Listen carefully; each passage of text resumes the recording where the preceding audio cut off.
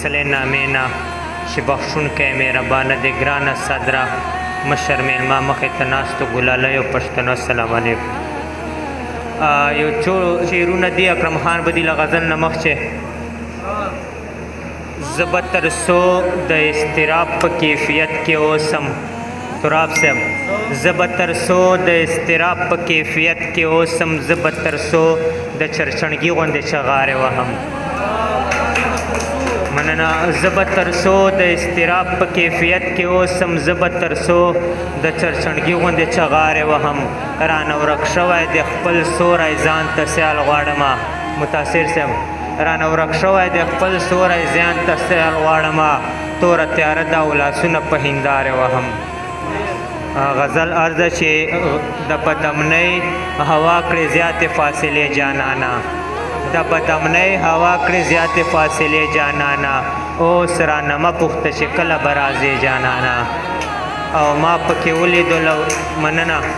ما پکې ولیدو لورایه د خپل ځان حیثیت انور خان بدی ما پکې ولیدو لورایه د خپل ځان حیثیت ما مطالعه کړلې د دې خلکو چهرې جانانه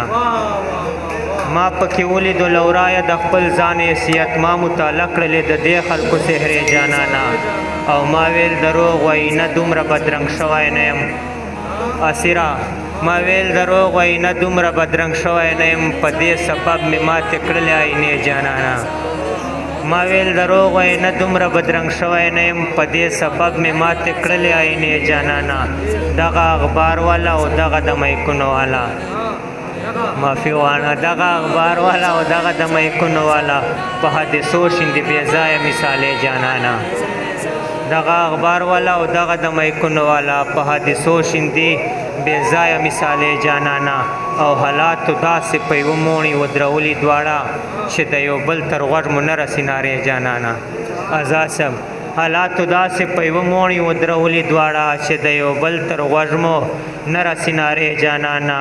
او په زړه کې ټولې هیلې هغسې ناهیلې راوړو پر زړه کې ټولې هیلې هغسې ناهیلې راوړو بس دستک کوو د تا په دروازې جانانه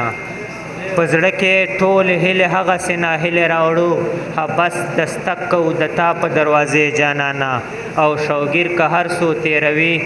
ژوند په وحشي ماحول کې وصال صاحب شوګیر که هر څو تېروي ژوند په وحشي ماحول کې خو د روښان فکر یې مړې نه کړي ډیوې جانانه مننه ډېره مننه